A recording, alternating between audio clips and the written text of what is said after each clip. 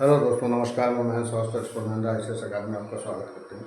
छात्रों, 2 दिन मेरी क्लास नहीं चली। कुछ कारण ऐसे थे, मेरी तबीयत नहीं सही थी। आगे क्रमशः बढ़ते हुए आज क्लास चल रही है आपकी उत्तर प्रदेश के प्रमुख पर्यटक एवं धार्मिक स्थल के बारे में क्लास चल रही थी, जिसमें से आज भाग 17 यानी 17 पार्ट जो है बताने जा रहे हैं।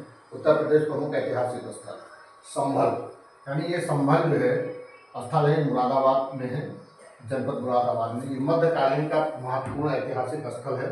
सल्तनत काल में ये महत्वपूर्ण इक्ता माना जाता था। बाबर की मृत्यु के बाद इस इक्ता को हुमायूं ने अपने भाई अस्करी को प्रदान कर दिया। बाबर ने यहाँ एक जामा मस्जिद का निर्माण कराया, जिसके कारण ये बहुत ही फेमस है। आगे समूहगढ़, आगरा। ये समूहगढ़ जो है आगरा से कुछ किलोमीटर दूर है। आगरा में नहीं, आगरा जनपद में ही है। ये 29 मई 1958 ईस्वी में यहाँ हुए युद्ध में औरंगजेब और मुराद की सेना ने दारा की नेतृत्व में शाही सेना को पराजित की थी।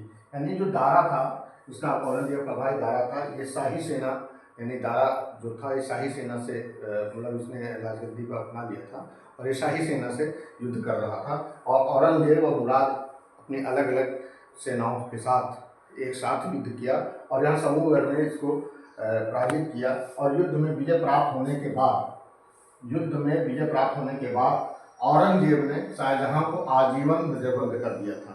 यानी कि इस समूहगढ़ के युद्ध के बाद इसके सारे कांटा खत्म हो गए, भाइयों से सबको पराजित कर दिया था। और यहाँ पर इसने क्या किया, शाहजहां जो शासक हुआ करता था मुगल राज्य का, मुगल शासन का, वो इसने क्या किया, इस पर कब्जा कर लिया और आजीवन नजरबंद कर दिया शाहजहां को और अपने को सम्राट घोषित कर दिया।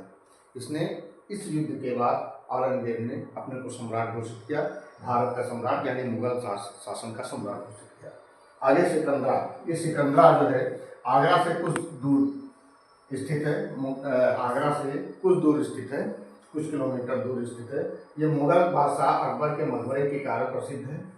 ये मुगल बादशाह अकबर के कारण प्रसिद्ध है। अकबर ने अपने जीवन काल में इसका निर्माण प्रारंभ किया था। किसका निर्माण प्रारंभ किया था? अपने मकबरे का।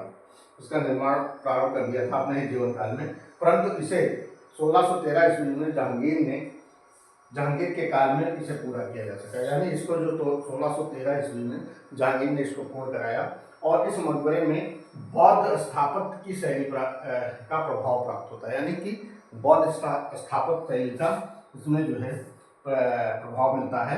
यानी कि कौन सा प्रश्न अगर आया कि कौन सा मुगल शासन काल में, मुगल काल का कौन सा मकबरा ऐसा है जिसमें बौद्ध स्थापत्य कला की शैली का प्रभाव मिलता है, तो वो प्रश्न है अकबर का मकबरा जो सिकंदरा में है।